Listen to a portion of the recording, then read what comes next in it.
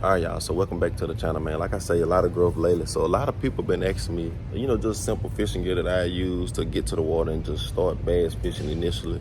So I'm in Walmart right now, and what I'm gonna do is try to put together a simple box or a simple list of items that I would personally use, y'all. So this is how I fish. My preference. I'm not gonna include a rod because everybody should have a rod of their own choice. But I'm 6'1", so I always recommend at least getting a rod a foot taller than you.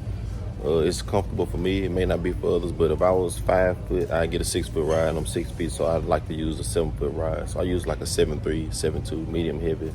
And I say medium heavy because with a medium heavy, you can pretty much cover a certain aspect of our fishing. You can throw moving baits.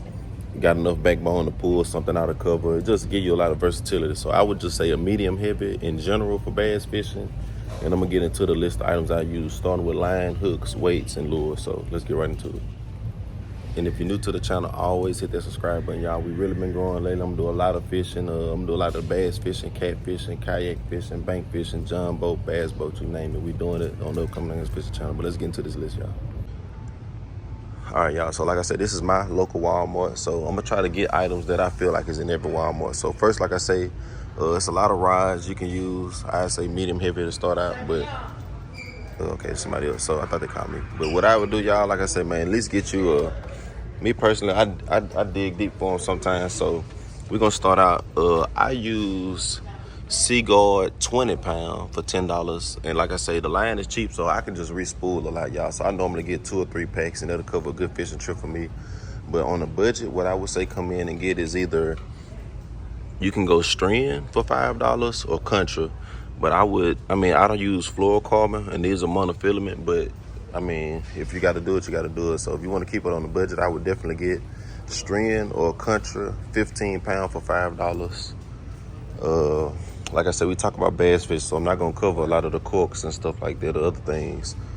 Me personally, I started out on a wide gap 5, so you can get your laser hooks. Like you see, that's $2. So right now we basically around $10, so that's going to cover my line, my hooks. For my weights, I always keep that cheaper, and I keep it versatile, and I use weights only so the lure can actually go down. I don't want to always fish the water because I want to be able to control it. So I would say this is a 1/4 ounce, which may be a little heavy.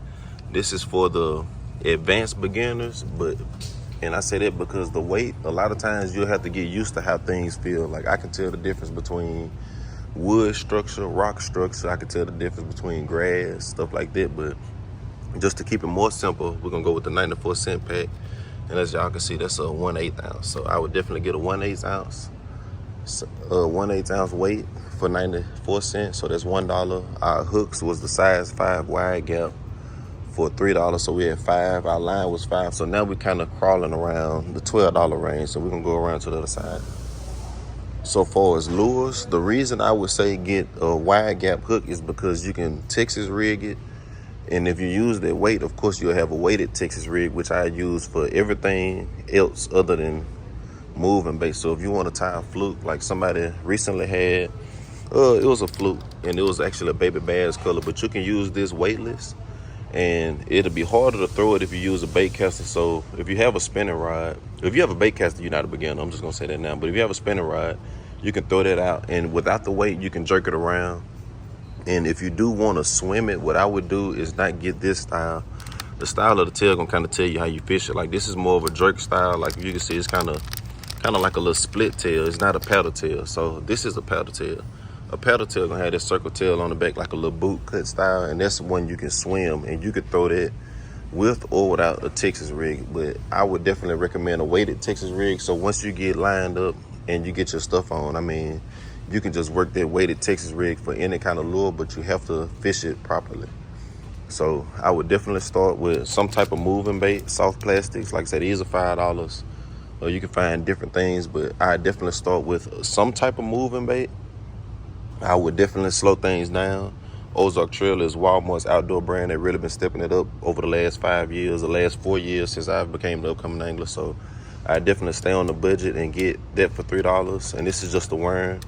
You can fish the worm if you want to. And like I said, this is off that weighted Texas rig. So you can fish the worm if you want to, or you can, cast it and that weight gonna sink it to the bottom, hop it around, swim it, jerk it around a little bit.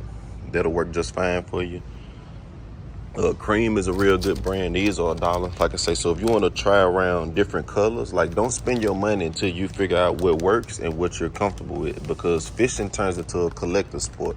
So me personally, I like worms, but I may see a worm it's like, okay, well, I like this one, but I want this color, or I want this size, or I want this style. Like, this is just a regular Senko. I would only rig this as a wacky rig. Me personally, I'd only wacky rig Senkos. Some people use them like stick baits. I haven't done it like that yet.